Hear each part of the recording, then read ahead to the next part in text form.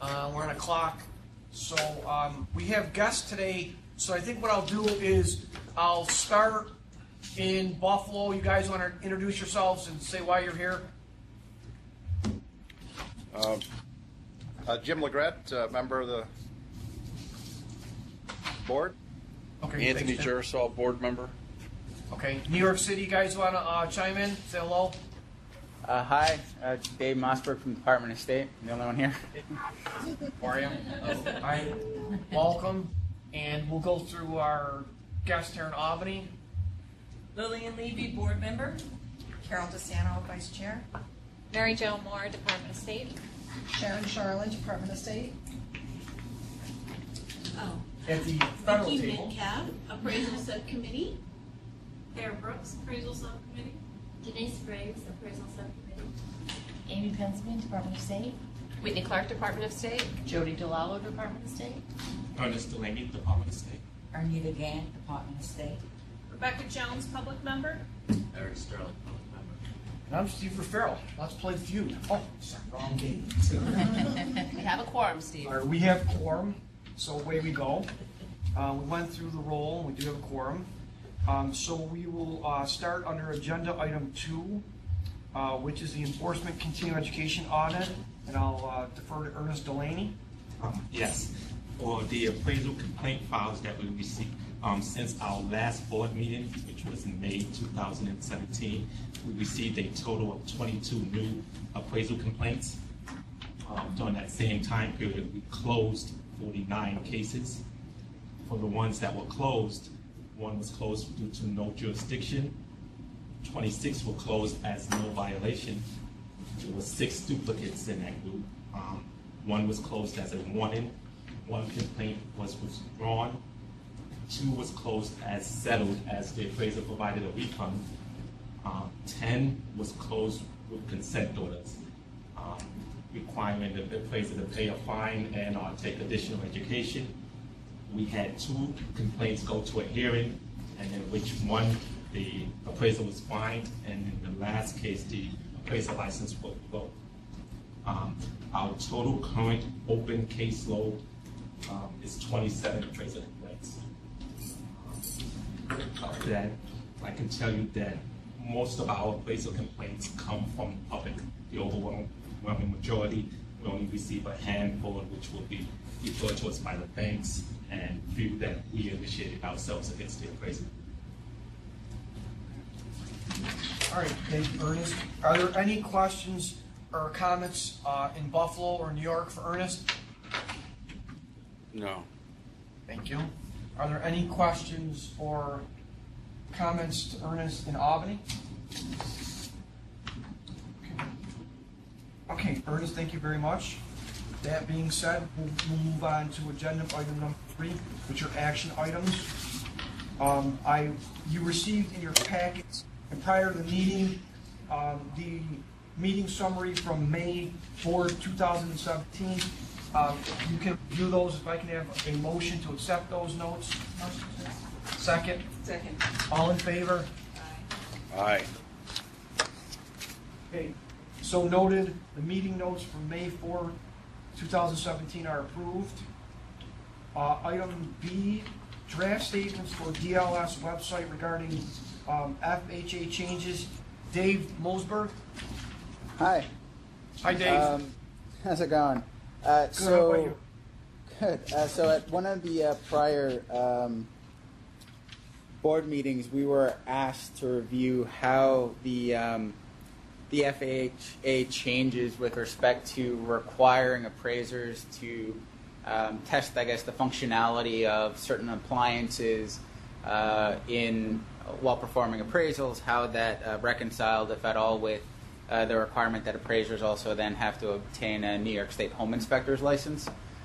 Being that we're the agency that regulates both professions, we looked into it, and after reviewing the FHA guidelines as well as, in part, the statutory intent and what the specific duties and responsibilities are with respect to each profession, we opined that an appraiser, while complying with the FHA guidelines, would not run afoul of the rules which require them to also have a home inspector's license.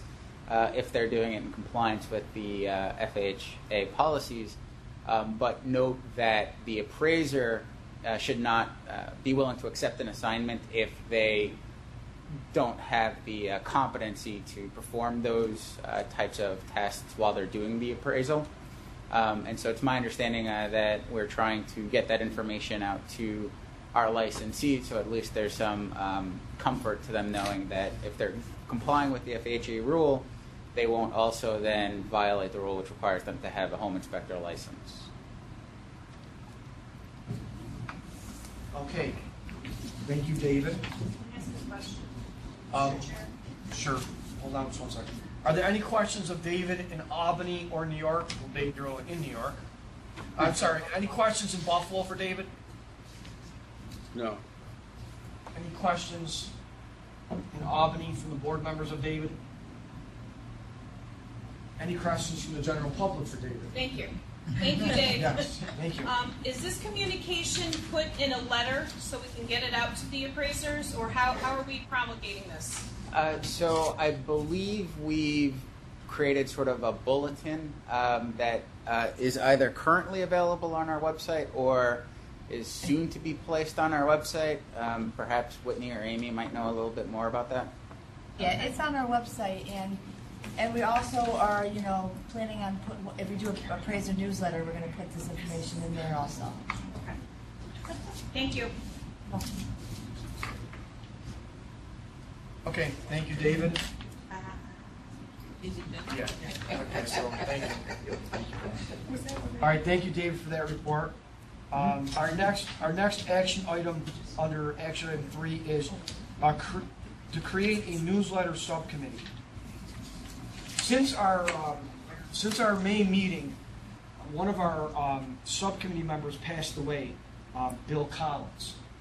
We actually weren't really too active on the subcommittee, and obviously we'll need to appoint someone else in that capacity. So at this time, I'll probably say there's no active report from that subcommittee. Would Rebecca Jones like to volunteer? No, I was on the subcommittee. It was myself and Bill, Okay. and we do have a report. Okay, I stand corrected. Public person, Becky Jones, would like to discuss the newsletter. Rebecca? Well, just a report on it. Unfortunately, Bill Collins, who was like a perfect person to help us with this because he did an FHA blog out there. So I was really looking forward to working with him, and unfortunately he passed away. He had some heart issues. So I have been basically just researching the different states, because I know we like to look at what the other states are doing. So I reached out to the appraiser coalitions and said, hey, send me what you have for your newsletters. So I did get samples of newsletters. So it's just a matter of, with the Department of State, who our connection is. Where do we go from now? Okay, perfect. So I think. So you can send me, just kind of keep me in the loop and send me what you have. And, Okay. And Amy provided me with some stuff from the newsletter as well. Okay, great. So it's just really feeding you the information of what we want. Yeah, I think deciding on the format, and then I think opening it up to the board for content. Okay. When do you decide how articles? When do you figure out how often we want to issue this newsletter? Is it going to be monthly, quarterly? Okay. I mean, we used to do it. We at one point we had to do it, and then we kind of stopped doing it. Right. Maybe if we attempt semi-annually, because we should have enough information. Because we were in a meeting on Monday, and there was some good stuff that came out of that. We might be able to I'm actually thinking even if we could try quarterly, Sure. because I think when I look at what there's out there, a lot of it is repetition in regards to like how to upgrade your license, how to get a license. So a lot of the information is really for the public to kind of just have the basics information, and then anything new that's coming up. So if we could get perhaps the framework of quarterly, I think we could accomplish that goal. Is it possible for us to publish the newsletters on our website also? Yes. I mean, Yeah, we'll probably start posting it on the website. okay. We'd have to look into Probably mailing. the most cost-effective way and reach the largest Well, Bonnie, I'm sorry. the other marriage was that we were at NISAR on Monday, and they have quite the elaborate email list. So I'm assuming, and I think we did, had some discussion with them, that at least be able to send an announcement out to their website that you can go on to DOS's website to obtain a newsletter. They agreed to link, they Yeah. agreed to carry the link. To the DLS website. Yes. So, That's great. So, but I don't know if maybe if we could like start like the first quarter in 2018, if that it would work between Jody, Amy, and I think that's a realistic goal because I'm assuming you guys already have a newsletter format or program that's being used by another. You know, we don't within licensing, but I know there is one, I believe one of the local government divisions circulates when it's like frontline employee or okay. something. Yeah. So I have seen some circulated, so we can work on the format. Okay. Take a look at what you have and come up with a proposed format for the board Okay. with regular content that we want to see regularly. And then if the board members, if you can start getting articles and content for the first quarterly report to Jody. Okay. Awesome. Hopefully have a draft pretty soon. Yeah. Great. Thank you. Can I ask something? Sure. I think we talked about this before. Do we have email addresses for all the licensed appraisers? Can we broadcast send out a newsletter, or do we have to just publish it on the website?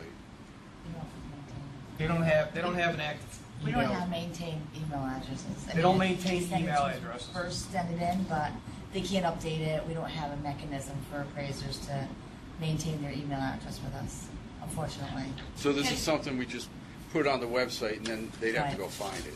Okay. Well, Okay. Anthony, one of the things we did with NISAR is before we talked about bringing it here, we talked with NISAR, and we do have in our minutes that they will help promulgate this out.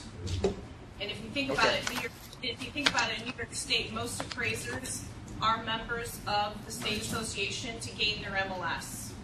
And if there's any Okay. appraiser associations, we can notify them too, and they can contact their members Yeah. and let them know. Okay. I That's think the Put it right. Yeah. Okay. the Great. institute. Yeah.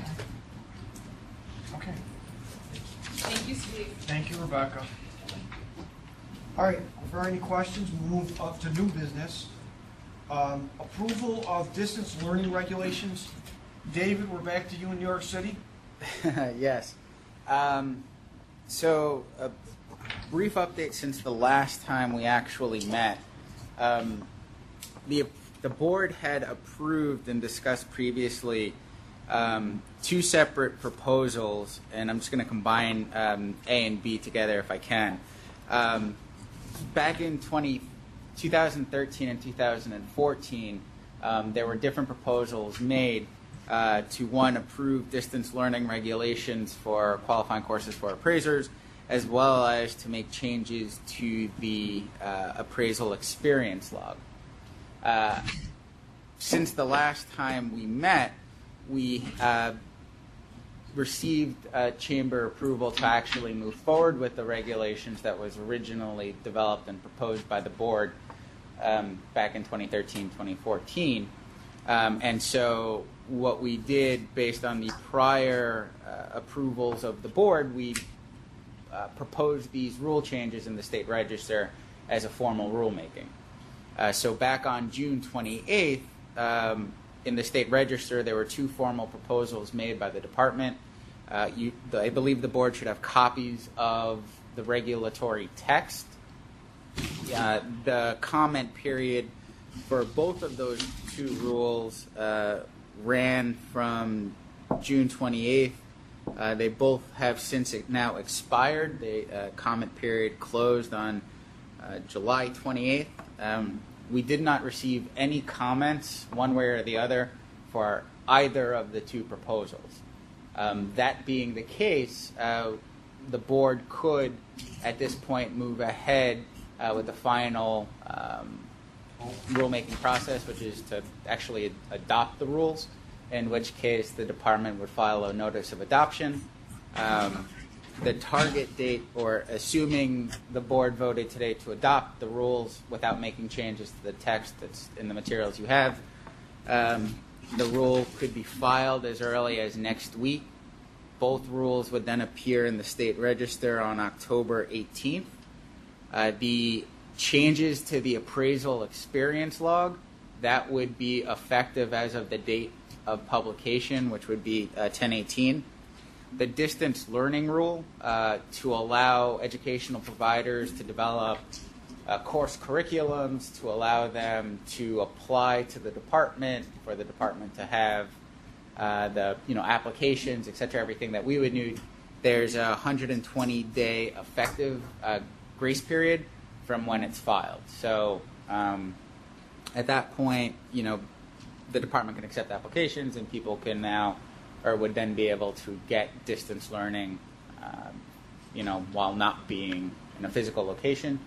I'd note that they would still have to come to a New York State proctored location for the examinations, but they would be able to take the modules online. Any questions in Buffalo for David? No. Any questions in Albany for David? So let me give you a little background, because we're going back a little ways. This was brought up because we had a lot of comments and concerns from appraisers throughout the state. They were not able to obtain classes because there wasn't enough individuals going into the classes. And the schools, because of a business policy, obviously aren't going to hold classes with 3 people because there's no financial gain from it. So we're trying to make alterations so they can take some of these courses online to make it possible, because we're trying to react to, or at least adjust or discuss a shortage in the occupation. So that was the background for the request of changes. Any further explanation or comments on that? Carol? Elaine, you guys okay? Yeah, just so we hadn't had a chance to look at this. Okay. But I'm assuming this has all been approved by the department? Yes, it's been approved by the department. It was approved by the board several years ago. But if you would like more time to review it, David, would we have time under the rulemaking process to table a vote until the next meeting? Can I make a suggestion? Maybe we move to approve it today and give us a few days to read it. If we have any concerns, we'll raise them. But at least let you go forward with this, because it's an important thing that you need to go forward. Is that fine? Dave, is that okay? Not exactly sure, to be honest. I mean, if the board is voting to approve and adopt, the next sort of procedural step is to just file the notice of adoption paperwork. So if we were to do that, then the rules pursuant to SAPA would become effective based on what we had published in the register previously. So, Ben, no. I don't think it's going to come to that. I honestly don't. But I guess we could move to amend it. We can amend it in a housekeeping We could. procedure, right? Okay. So let's Carol, are you do. comfortable with that? I just think that this has been going on for so long. We don't want to postpone it anymore. Okay. Anthony, Anthony and Jim, are you guys comfortable with that? Yes. Yes. I think that's the right way to go. Okay. All right, so can I have a motion to take a vote? So Second? Second. All in favor? Aye. Aye. Opposed? So carried. all right. So just to be clear, what the department will do is we'll go ahead and adopt the regulatory changes as they appear. Again, most likely they'll be filed sometime next week. The experience log changes will go into effect on 10/18. The distance learning changes won't go into effect for at least 120 days, but the rules themselves would, unless there's a different, I guess, a meeting or an emergency sort of meeting to provide a new rule change, what's in the package would actually become the new regulatory text for both provisions. So I don't have a procedural question. I have more administration question. I don't know, Jody or somebody. Is there a mechanism for us to communicate with the schools that this change is coming? So they're not, okay. We will, we'll reach out to the schools. We have email addresses at the Okay, cool. schools, So they'll realize they have 120 days, so we don't get 119 days in, someone saying, we didn't have ample time to make alterations, we need an extension.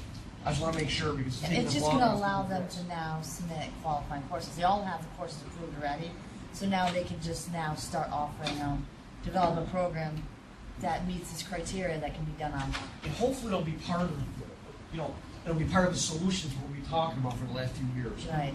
Okay, all right, thank you, David. The next thing, item C, is to, I believe everyone should also have in their materials, the proposed regulatory revisions to section 1106.1, which is just basically to adopt the new 2018-2019 version of the use PAP. Unlike, I guess, prior regulatory proposals, if I could make a recommendation, which is that the board make a vote to both propose the rule and simultaneously adopt the rule if there's no further need for additional discussion or comments received. The department, we're proposing this particular rule change as a consensus rulemaking. So we basically anticipate that no one's going to object to the rulemaking. We've done this in previous years as a consensus rulemaking, because otherwise, like what we just saw with the other two rulemakings, we'd have to come back just to get everybody's vote again to adopt the rule at the close of the comment period. But assuming we don't get any comments and there's no objections, it would just be sort of a procedural process that the department would follow to actually file the notice of adoption. So on this rulemaking, assuming the board voted today to propose that we adopt the 2018 use PAP, the comment period would expire December 5th, which would mean that if we wanted to hit the January 1st, 2018 date, the board would have to reconvene sometime between December 6th and December 12th just to make the procedural vote to adopt it. But because it's a consensus rule, that may not be necessary.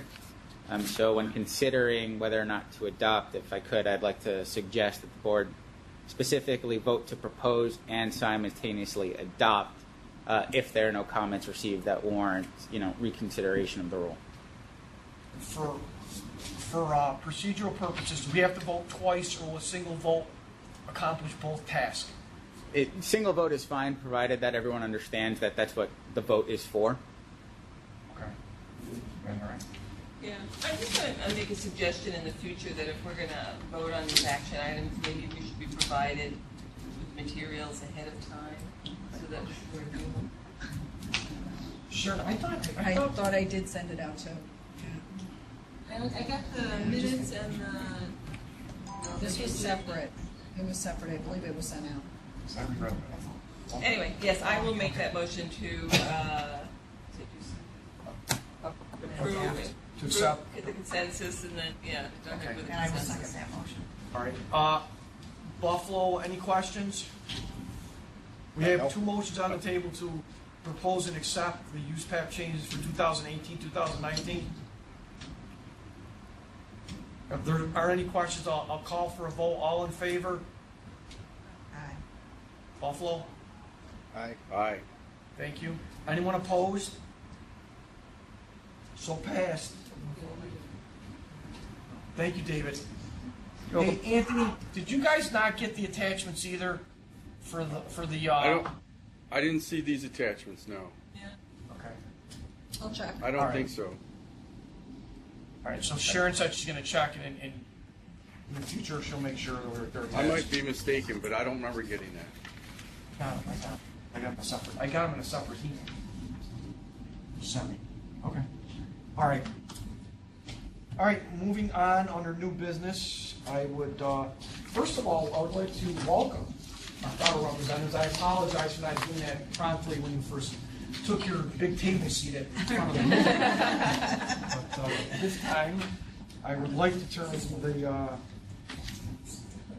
new business over to Vicki Metcalf, who's here. Vicki? You don't mind my moving up for a moment? Not at all.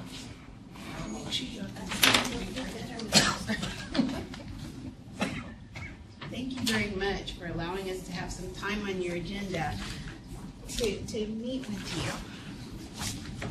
As you may know, my name is Vicki Metcalf. I'm a policy manager on the staff of the Appraisal Subcommittee. And we're here doing a compliance review of your appraisal regulatory program.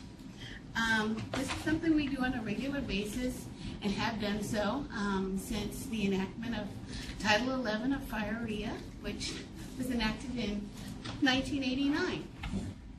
With that, that of course was a result of the S&L crisis of the 80s, and of course some of the outfall of that was the requirement for appraisers to be regulated at the federal level to a degree, in that Congress felt that part of the problems that occurred in the 80s stemmed from appraisers not being held accountable for their actions and being required to have education experience and examinations requirements at the state level. So they established our agency, which of course is a federal agency called the Appraisal Subcommittee, and of course we have this unique partnership with you at the state level, as well as an organization called the Appraisal Foundation, which is a nonprofit organization, but they of course have the promulgate the appraiser qualifications criteria and the uniform standards of professional practice through two of their boards,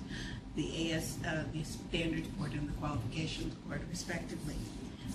With that, we are here just to make sure you're functioning in a manner that's consistent with your charge under Title 11 of FIREA and observing the requirements in both of those documents in your efforts to do so. I was wanting to point you to a couple of things. We have some parting gifts with us.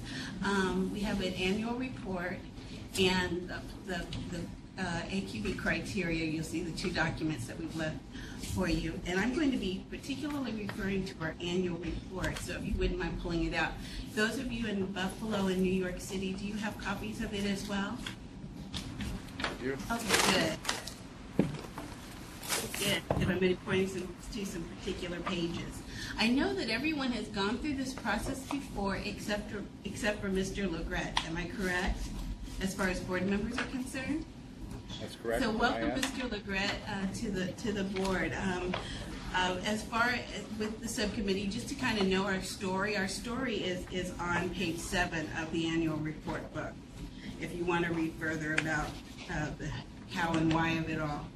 I do want to point you also then to page 11, which shows the members of the appraisal subcommittee. The appraisal subcommittee itself is actually made up of a board just similar to you, in that they sit on a regular basis. They sit about, I guess they meet now about every other month. I think they may even be going to quarterly relatively soon, but they sit and make decisions on behalf of our organization. They work with their respective organizations on a daily basis, but they are representative. There is a representative from each of the banking agencies, meaning the Federal Reserve Board, the Office of the Comptroller of the Currency, National Credit Union Administration, and FDIC. There's also representatives from HUD because they are so involved in the residential market arena, and the Federal Housing Finance Agency and the Consumer Financial Protection Bureau are also members of the subcommittee. And again, they meet and make decisions for our agency and work on a day-to-day basis, often in appraisal-related matters within those agencies, in addition to other things. The staff of the subcommittee can be found on page 13 of that annual report. And you'll see that we're a huge federal agency, in that we have 12 people. And you have 3 of us So 3 of the 12 here, so you have 1/4 of the appraisal subcommittee staff present. Because I am accompanied by Claire Brooks, who is a fellow policy manager on the staff, and Denise Grace, who is our deputy executive director. So they have been working very hard in looking at files and the like, and I'll go through that in a minute. But just know that you have a good percentage of us here right now, 25% of the staff. We are the ones that carry out the subcommittee activities on a day-to-day basis, and we're the ones that maintain the National Registry of Real Estate Appraisers, for example. We oversee the activities of the Appraisal Foundation. We conduct these compliance reviews of the state programs, and on a regular basis just keep in touch with the state programs as you're doing your functions and activities, and answer questions if we can. And so those are the kind of things that we are doing in our offices. We will soon be overseeing the regulations of appraisal management companies as well. That will start in 2018. If you turn to page 54, you'll see a ratings chart, and it kind of shows the way that we are rating and evaluating state programs. We have a 5-tier rating system, and that is something that you'll see at the conclusion of this visit as well. Our process is this: we of course have asked for a lot of information ahead of time before we can conduct the review. We've asked for information about every aspect of your program, and received lists also of individuals who've received credentials, education courses you've provided, complaints that you've handled, and a number of other things since we were here last, which was exactly 2 years ago. We've gone through that and identified things that we want to look at while we're here on site, just to see how things are carried out in practice. We've also read your laws and rules and regulations just to see what you're calling for in that respect. And again, our review of the files is just to kind of see how that is then being implemented on a regular basis. After we have asked the staff to provide all that ahead of time, and they've been kind enough to pull all the files that we wanted to see as well, so that while we're here on site we can make the most of our time. We've been here for a couple of days, poring over those files and asking lots and lots of questions and making people run all around. And so we do appreciate how kind and how pleasant everyone has been, let alone being responsive and being able to answer every question that we have very quickly. So that has been appreciated. With that, we will then make some decisions about what we've seen while we're here. At the staff level, our decisions will be at that point. And you will receive within about 2 weeks or so what we call our preliminary findings report. And that will just say, we will address each of the subject areas we'll look at, and I'll tell you what those are in a moment. And we'll give you our conclusions about your level of compliance with each of those areas. Once you receive the preliminary findings report, we ask that you respond to that within 60 days. After 60 days has elapsed, or our receipt of your response, whichever occurs first, we will then come up with what we call the final compliance review report. The final compliance review report involves the appraisal subcommittee as well, not just the staff. It goes above the staff level. And so senior staff of the subcommittee as well as the subcommittee make a determination on what they want to bring forward to you in the form of the final compliance review report. The final compliance review report will have considered what our original findings were and your response to those findings, and then their conclusion about where we need to go from here based on both of those documents. The preliminary findings report and your response are not public information. They're basically staff to staff types of correspondence. When it gets to the final compliance review report, that is what's put on our website, and that's the report that determines what your rating would be in accordance with the chart that's provided here in the book on page 54. Another thing that people sometimes look at, they look at it and see that it says it's the annual report from 2016. And you're thinking we're almost going into 2018 now, is it old? Actually, this was just published in June. We report to Congress on our activities from the previous year by June of the following year. So, so our next report won't be coming out until June of 2018. So it is a current version, even though it sounds like it might be a little dated. I just like to point that out every now and then. We get that question. If you look on page 57, I like to point that out too, because it contains like statistics and things that sometimes, particularly you in the profession, might like to know about how many appraisers are on the registry, how many appraisers by state, what we're finding in our compliance reviews, those kinds of things. If you give speeches to other organizations or get asked questions about how many appraisers are where, they have some really neat little charts and things like that in that section and on that page and the pages to follow in those appendix. And so did want to point you to those. If you flip through a little further, on page 69 begins Title 11. We just like to always point that out, since we're always referring to Title 11 of FIREA, just so that you know you have a copy of it should you ever want or need one as a reference. And even further back than that, on page 81 is where I'm going to start stopping a little bit and going through some things. That's where our policy statements start.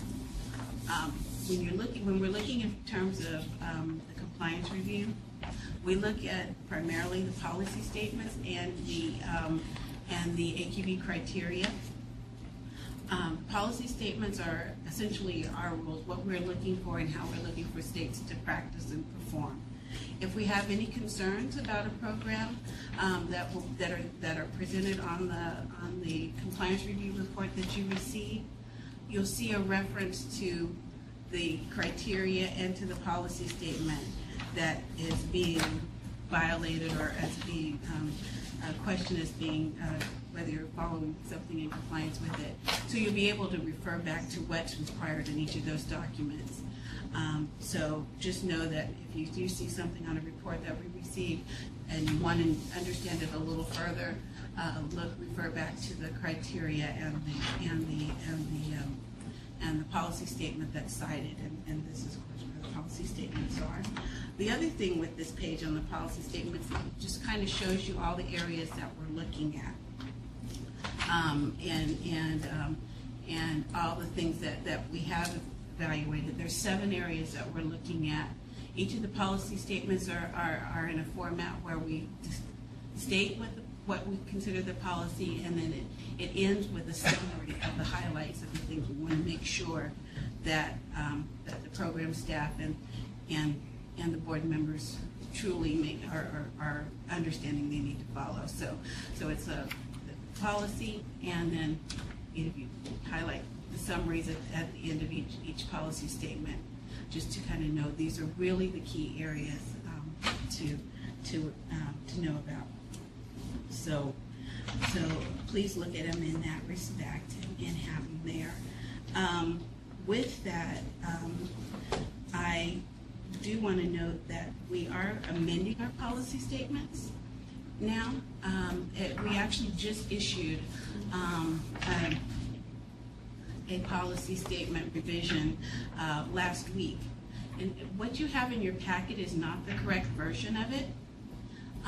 You have the ones that were published back in January of 2017 from what I flipped through real quick. And also the notice and the actual text from the Federal Registry are from January.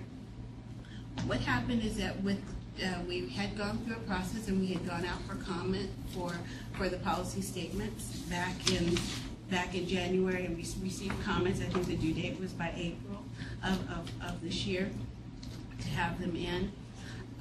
And we did receive some comments on the like, but with the change in administration, a moratorium was placed on us having, on all federal agencies for issuing new regulations, and the policy statements fell in that category as well as the AMC rule we have for AMCs, which I'll mention in a moment. So we had to halt all activity we had on that, and we were not given clearance until August to go forward with it. So during that time, we made some changes to the policy statements, proposed policy statements and the like. So we have reissued a new one. You can find the new one on our website, and it's ASC, A as in apple, S as in Sam, C as in cat, .gov, and it's in the What's New section.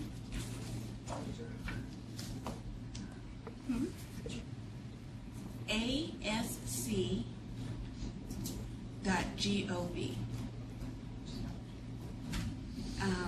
And it's in the What's New section, which is on the front page, on the right-hand side of the front page. And you'll see a link to the new policy statement proposal.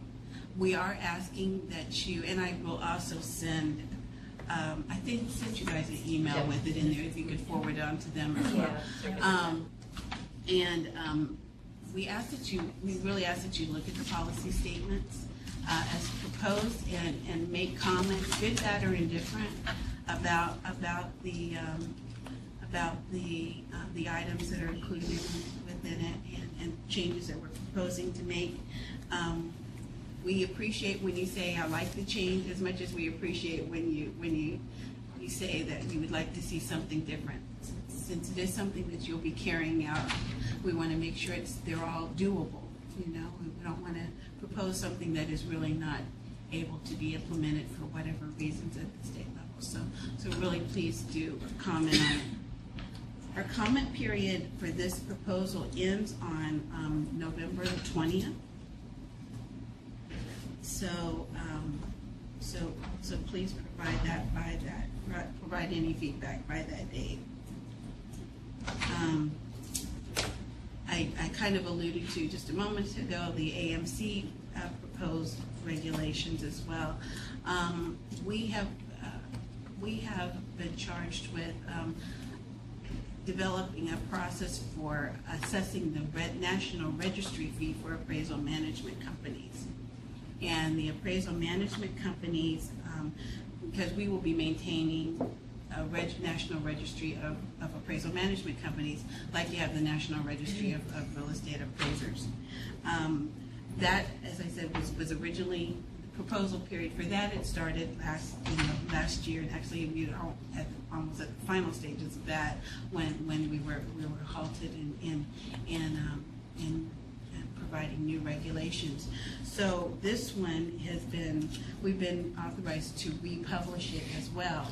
It's no longer under comment because, again, we were at the final stages when we had to halt our activities the last time. So now it's been published, and it's being published for 60 days, and so it becomes effective on November the 24th. But again, it's not out for comment, but it is out in final, basically.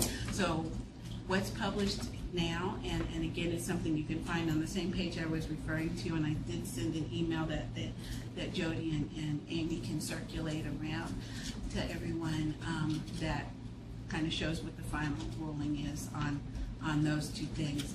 We ask that you, of course, take into consideration how we're saying that the AMC regulation should be, AMC fees should be assessed in when you're determining how you're going to be handling your appraisal management company fee structure and the like, when you do get that in place, which I understand is your goal, is to get the AMC regulated here in New York.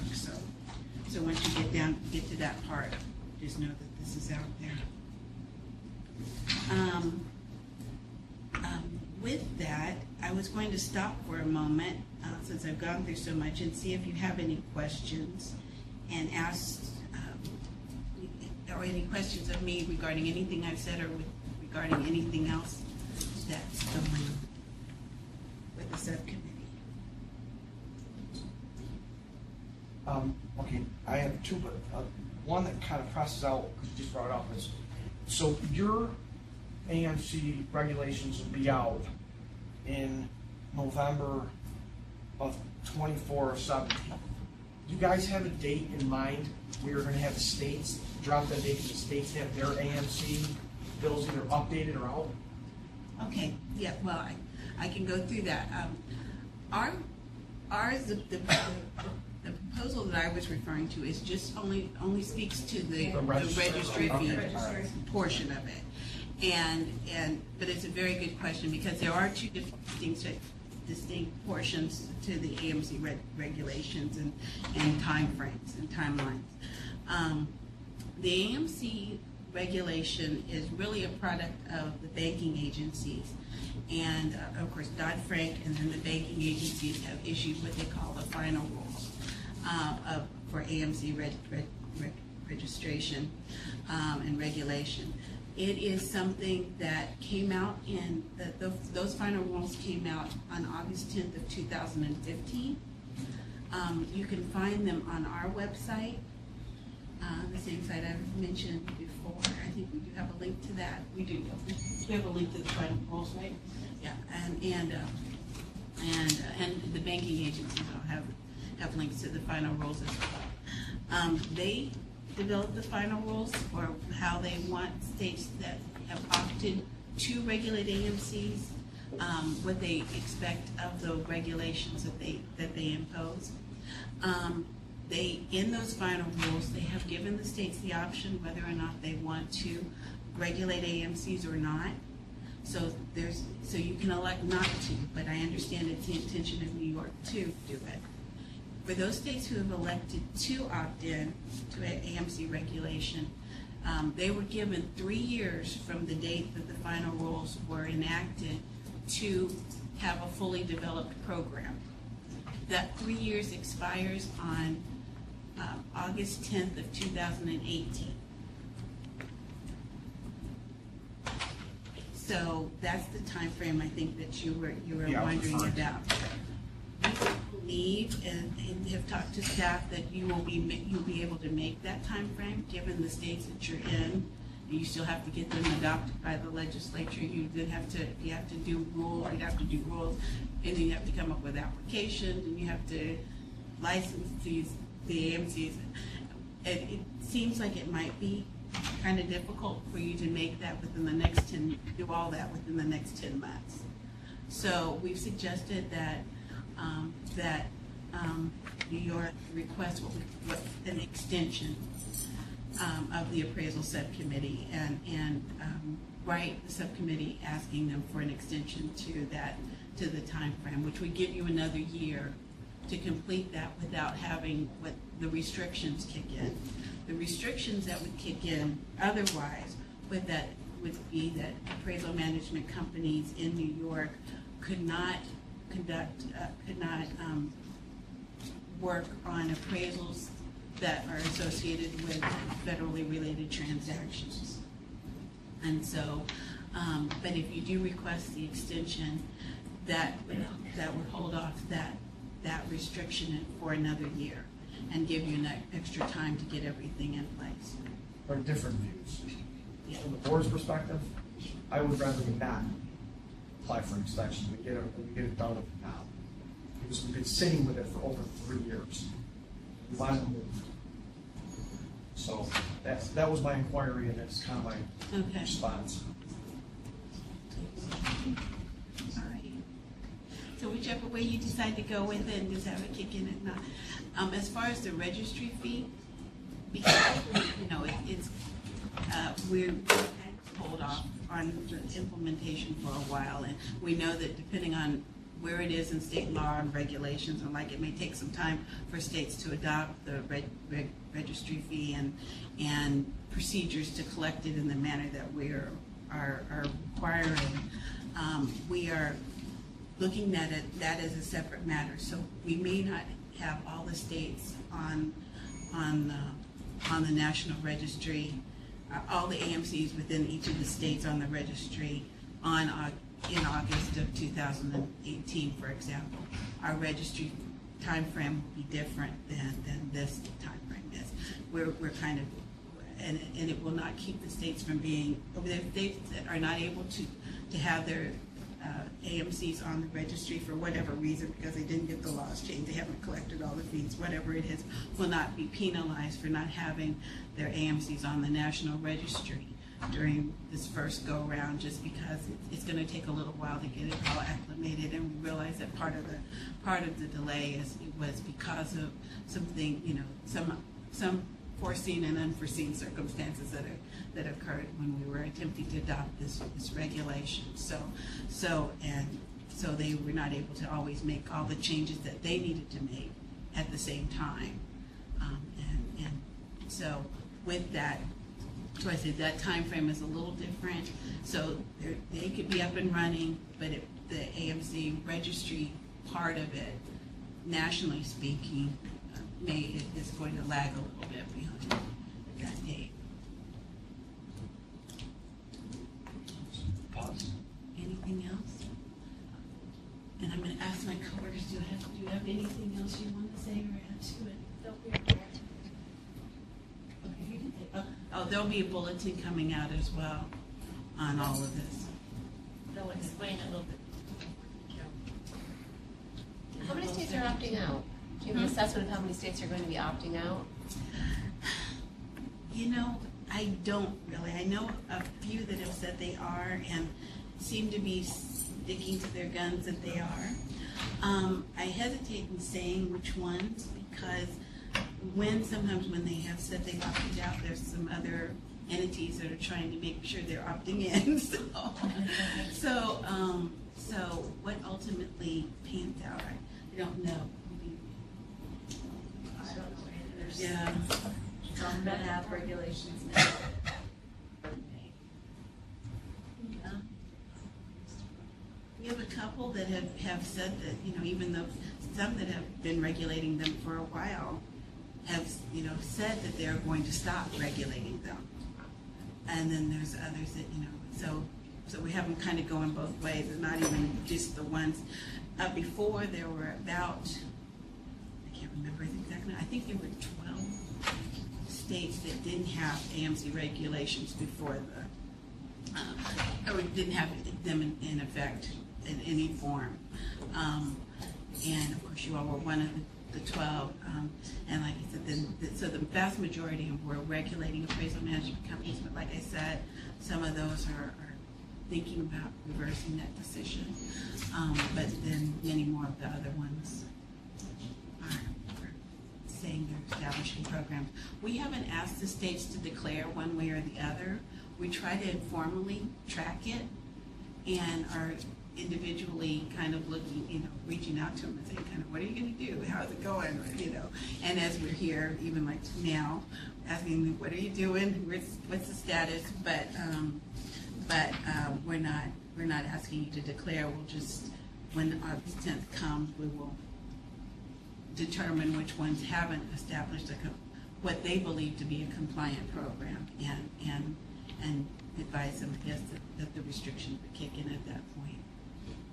Do you find that the states are opting out have some other type of mechanism that they're regulating or overseeing by, other than like maybe it goes under the banking commission or another regulatory agency instead of like a DOS? No, I'm not aware of them being regulated by any other entity, and in fact, under the final rule and even Dodd-Frank, I believe, it has to be run by the appraisal program, so it can't be run by the Department of Banking or Division of Banking or other those similar entities. The reason I ask is I'm curious because like the state of Arizona has dissolved their standards board, and I'm just curious if they opt in, where would they be regulated? Well, they've abolished their appraisal board. Yeah. But they still have the appraisal program. Not all state appraisal regulatory entities have boards. California doesn't have an appraisal board, for example. Minnesota does and doesn't, depending on the year. And I shouldn't say that. And we have a territory that doesn't either. Guam doesn't have a board. Those are kind of examples of states. So not all appraisal, they do regulate real estate appraisers. They just do it just solely from the staff level. Right. And usually it's staff under the Department of Licensing, similar to you guys or some other similar entity, but they are still regulating licensees. And so that's the entity like within Arizona that's regulating the appraisal management company. Right. So that's that. So anything else about those? Any other questions? I have a question. Okay. For the proposed changes for policy statement number 7. Mm-hmm. Can you talk a little more about that? About the proposed changes for policy statement number 7? Yes. In what respect? It meets the requirement that states consider use path violations when investigating a complaint, whether or not use path violations for the basis for the complaint. So does that mean for all of our complaints, we will state rely on a regional advisor to help us with our use path violations, determine our use path violations? Does that mean we need to have them involved in each one of the complaints? Yes, and actually this is something that is in the existing policy statements as well. Just that, and I don't know if you heard Ernest's question, but if I'm understanding correctly, you're asking if you're supposed to look at not only the nature of the subject of the complaint, but also identify any other use path violations that might be in the appraisal report that's presented as part of the complaint. Is that correct? Yeah, we do have that in our policy statements. Just and so, yeah, we do ask that your regional advisor, whoever is reviewing the subject appraisal, to look and make sure that there's not any other things that come out as being also potential use path violations, and if so, to identify those as well. It's mainly because we know that a lot of times the complainants are not sophisticated enough to know what use path is or what use path violations they are. They're just complaining that the appraiser value, their home too low. They don't know what's wrong with it. They just feel that something is wrong. So in many ways, you are already doing that, and that you're identifying whether the appraiser employed the correct processes and procedures that are use path compliant in that sense. And actually, I noticed with at least the complaints that I reviewed, they do appear to be identifying other things, because sometimes they'll even mention, I found some other deficiencies.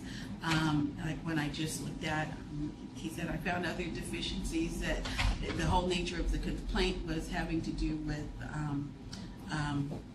how the appraiser evaluated square footage of the property, but they found other things, and they mentioned other things, and those other things were mentioned in a warning letter that was sent to the appraiser.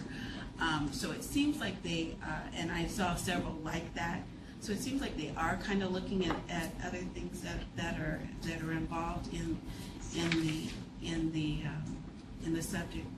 So they're not identifying them in the law, but just having that report made part of the file is sufficient enough. Oh yeah, and just that you're looking at it, you're not just saying what we used to find, for example, is if somebody said, I felt the appraiser appraised my home, the value of my home was too low. And because they didn't say why they felt it was too low, they just said we felt it was too low. Right, they would close the case as opposed to looking into it further to, see, or they would say, well, we don't look at valuation disputes. Understand, you don't look at valuation disputes, but the person doesn't know why they feel that way. Is it just because they, it was personal feeling, or is there really a basis for it? And so we do ask that you look at it a little further. Don't have to dig, but just identify that kind of, what you feel. Is there a reason for that? And like I said, in addition to maybe other things that you happen upon that would also be a violation as well, and explore those as well. So I think you're already doing that. In other words, I'm not sure I'm explaining it well. Did I want to say it better? Okay. But you know what I mean. I think you're doing that. So from all that I saw and have seen in the past, even you do that. Your regional advisors do pick up on things. So can I ask a question on that? So when we get the complaints in and it is a homeowner that says it's too low, the triage is your department. And then if you guys see that there's something there, then it goes to the regional advisor to do the review on the report, correct? Yes. Okay. So you guys are looking to see if it's violating a use PAP first. That's kind of my question. It's up to the regional advisor. And my concern with the regional advisor, this is just my comment, because I went through the process but then decided I'm going to stay as a public member, is the education of the regional advisors. Being a USPAP instructor, not all the regional advisors understand USPAP. Granted, they're taking their 7-hour update, but it's almost like they need to be taking the 15-hour to be part of as a regional advisor with New York State, so they really get. That's just my comment. If I'm not mistaken, and I can respond to that better than I can, but they also go to the investigator training courses. Haven't I seen regional advisors from New York? Some of those are by not. No, they haven't. we don't send Okay. them. Okay. And then, We can look at the qualifications, but I think I know where Ernest is going with his question. A small percentage of our complaints have nothing to do with an appraisal report. It may be that it thought the cost of the appraisal was too high. I remember once someone was complaining because the appraiser actually had to go on their property to, So those types of things, we would not have to get the report and send out for. Okay. No, it's just more of their. There's a report that's the subject of the complaint. Right. Right. And no, those kinds of things. Sometimes you see you don't like the way the appraiser was dressed, or he was rude, or what. No, you don't need to go into those any further. It's just when you end up investigating other aspects of it, do look into anything else that might be of concern. Okay. Are there any questions of Vicki so far on what she's covered? New York, Buffalo? No. I have one more area, and I promise I will give you back your time. But and I wanted to go over some of the other things that are going on nationally. The banking agencies have under the Paperwork Reduction Act, they are required to review their rules and regulations every 10 years to make sure that they don't feel they're burdensome and for a lot of other reasons. They have done that in recent months, and it looks like they're considering raising the de minimis level, or the threshold that people often know as de minimis level, which is now $250,000. But only for commercial properties, and they're thinking about raising it to $400,000 for commercial properties. Basically, the shorthand way of what a de minimis level or threshold means is when something's considered a federally related transaction and requires the services of a licensed or certified appraiser, and so they're thinking about that raising for the commercial properties to $400,000. They believe that they're still within what they are safe of safety and soundness and other areas that they're meeting with. And so I will keep you abreast, and I can keep sending things if I hear anything more about it. I just know that's something that they're considering. Sounds like, do you know more about this? Well, we've just been involved. We just had a a call. I serve on the evaluation committee of the National Association of Realtors, and we had a conference call with the regulators. That committee did make a motion to support that amendment. And I think that it's out for comment period at this time. It is. And it really was based on, this is still at the original de minimis level. It is not going to affect residential. We actually were against that being affected, raising the de minimis on the residential area. But it's really based on the inflation rate over the last, I can't remember what year it was off the top of my head, but it really basically is still, even with the inflation rate that happened from that time, it's still below what it would have been when the de minimis was set. So it makes some sense that they wouldn't to raise that in the commercial. NAR is supporting it, And basically. NAR is supporting it. So I don't know where it goes. I think it's still in a comment period where they're gathering the letters and, then before it can become regulation. That's good to know, though. That you've all looked at it and have made it and have an opinion. Anything else? And last but certainly not least is the Appraisal Foundation. The Appraisal Foundation is considering, I'm sure many have heard, they're considering making changes to the criteria, particularly in the area of education requirements. The foundation has, even earlier this month, they had a public hearing on it in Minnesota, and asked for comments on what they proposed in their most recent draft. They've met with stakeholders from the banking community and others also this month. They plan to meet with the state appraisal regulators at the Aero conference in October, which is just in a couple of weeks. And based on all that feedback, they will be coming out with yet another exposure draft on these proposed changes. It's going to be the fourth exposure draft on this, and so they will be seeking any additional comments after they've made whatever changes they believe are necessary, given the feedback they've received thus far. So I encourage you to again look at whatever new exposure draft they come out with and make changes and make comments as you believe are necessary or would be helpful for them to make some final determinations. I'm going to plug in for a second.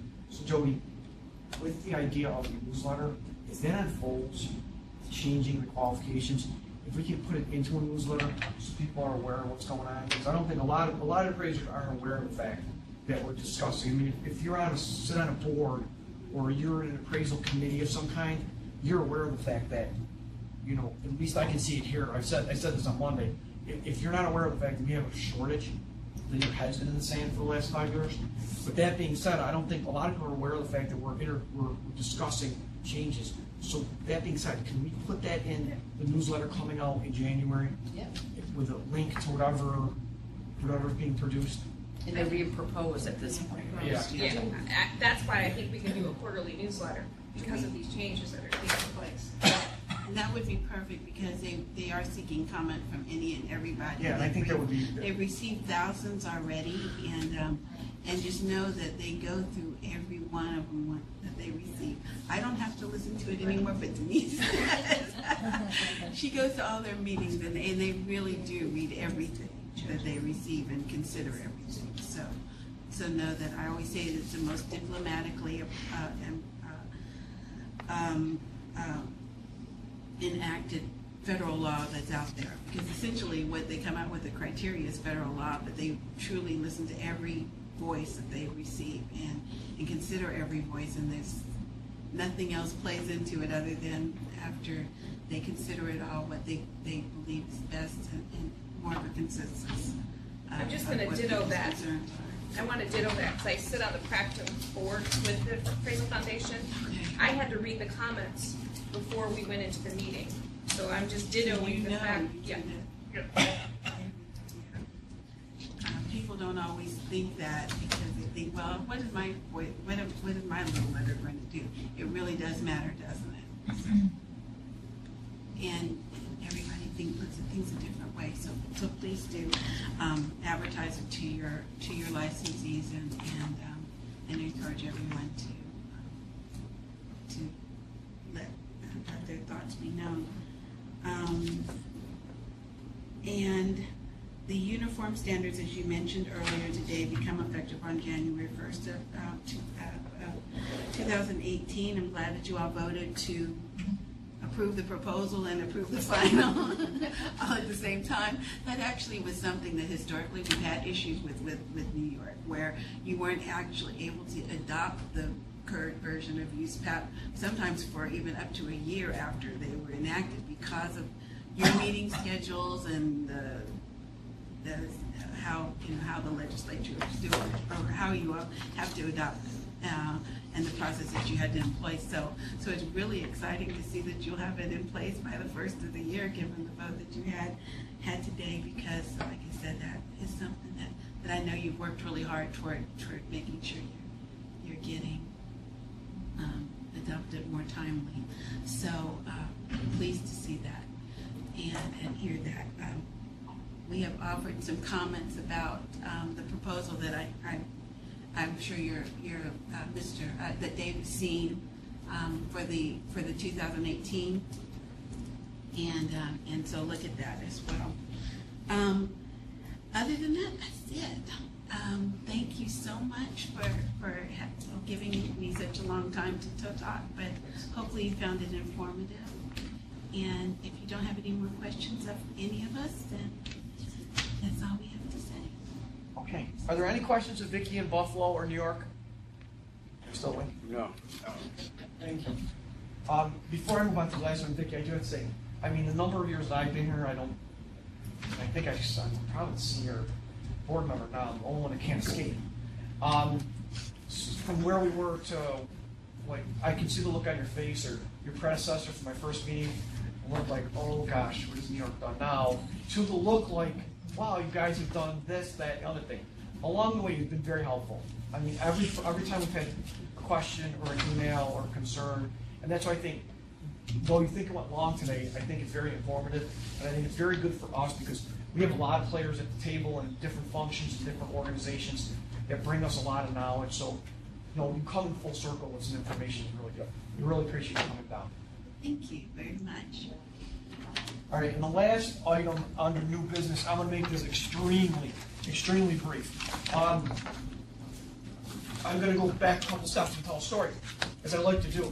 Over the last 6 or 8 months, I've gotten a number of phone calls. I would say 4 when I say a number, anything over 2, that I'm fielding in a DOS capacity or as an appraisal board capacity for people that are filling out background checks with the AMCs that used to get with the lending institutions. The standard background check, social security number, your appraisal number, your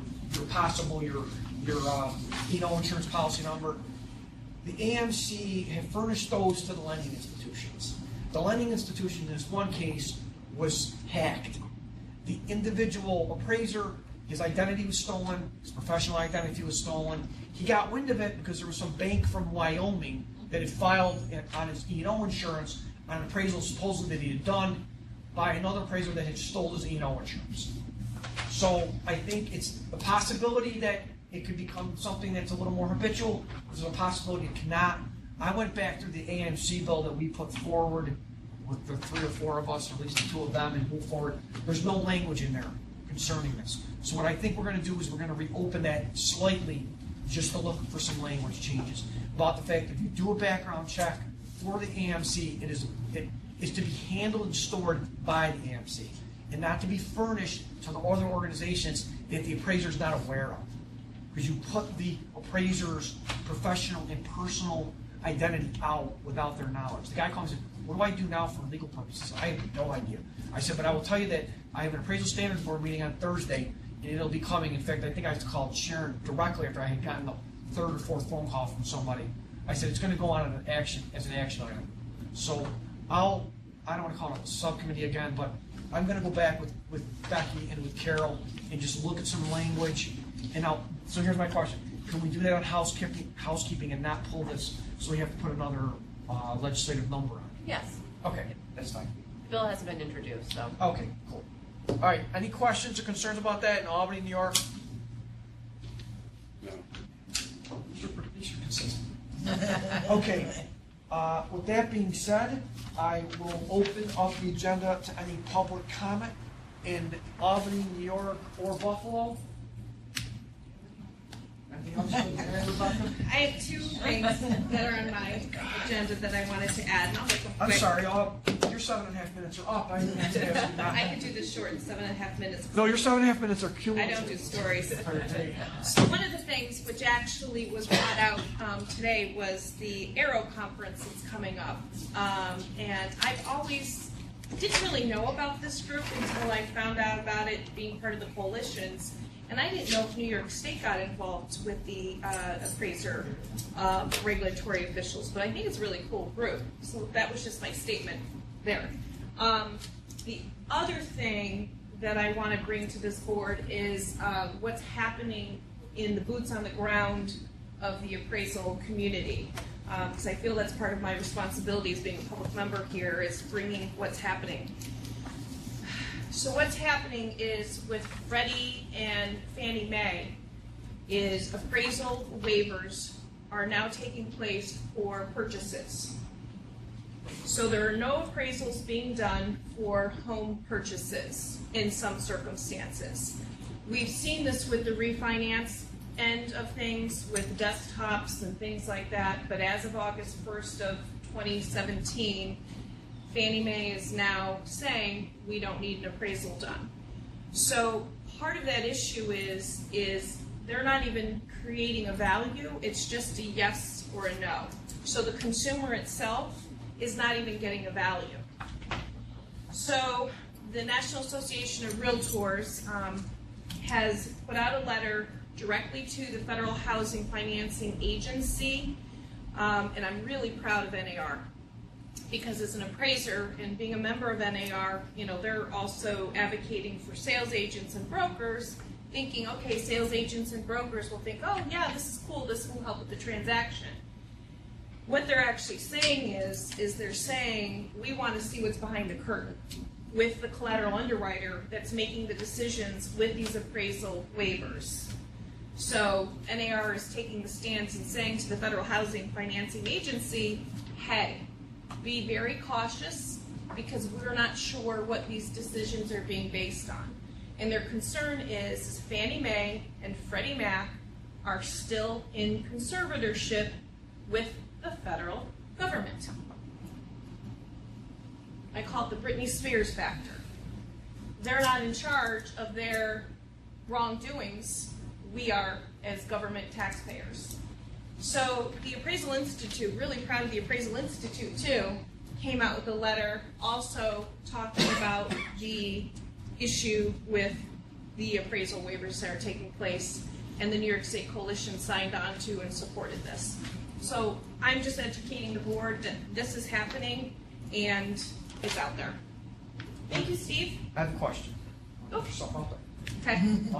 Do they have, has there been any public criteria as to what the factors are? Is it like sub 30, is it 40, is it a 1400? We don't know, right? Okay, good question. Steve's question is, So, to say the exact time, so we can handle both of them. And are these loans that are being sold in the secondary market, or are these loans that are being held in the house? Okay. Lenders? okay, good. So Steve's question, which are great questions, is there any criteria for the appraisal waivers? And is it being sold out in the secondary market? They have not fully pulled the curtain back in regards to the criteria of what allows an appraisal waiver to take place. It's one of the reasons why NAR is saying, we want to know more about this. So the answer is no, there's no criteria that's at least out there for us to see. Once again, it is a private entity, so they might have a policy interior, but it's not public. And yes, they're being sold on the secondary market. Any other questions? Just letting you know what's happening in the trenches. So, I mean, I guess this might be a stupid question, but I mean, I don't think. So where does that fall under FIREA? If they're allowed not to have an appraisal, on a federal regulated transaction because it's being sold in the secondary market. And if there's no value, how do you know whether it's $250,000 over or under? It's not a stupid question. Nope, not a stupid question, Steve. It's not just a hat rack. Thank you for this time. Thank I you. just maybe it's something you can email us. Maybe it's something you can email us as an answer as to what, if the regulatory agencies or refinery is calling for a de minimis of 250 and you don't have a value, how do you know whether it's got to be done by a certified Well, appraiser or not? Well, they're running a value, but they're not giving to the consumer the value. They're running their collateral underwriter, AVM, interiorly, but it's not being given to the consumer. Because you've got to remember, sometimes these appraisals are used as negotiating tools, right? If it comes in, then we'll negotiate. If there's no value, right. So they're doing a value, but it's not being public to the borrower or the consumer. It's either a yes or a no. It's really for the lending institution to determine, however they're making that determination. And It's a lending and is- they're the ones that they're held accountable Yeah. for whatever decision they've made, so. Well, the problem with them being held accountable is they have now said that if it meets the collateral underwriter rating of 2.5, then if that mortgage goes into default, they're not responsible. So that's a concern there too. So they've been taken off the hook for their own, decisions as far as Wells Fargo or M&T. If it hits that collateral underwriter 2.5 rating and it goes default, they don't have to pay it back. We're in scary times. Thank you, Steve. Thank you, Becky, for the update. Knowledgeable as usual. All right, if there are no other public comments at this time, I would ask for a motion to adjourn. So moved. So moved. All in favor? Aye. All opposed? Aye. Oh, Anthony? thank you, Anthony. All right, thank you, everybody. I know it's a long meeting. We got a lot accomplished, though. Thanks, Anthony. Thanks, Jim. Thanks, David. Thank you.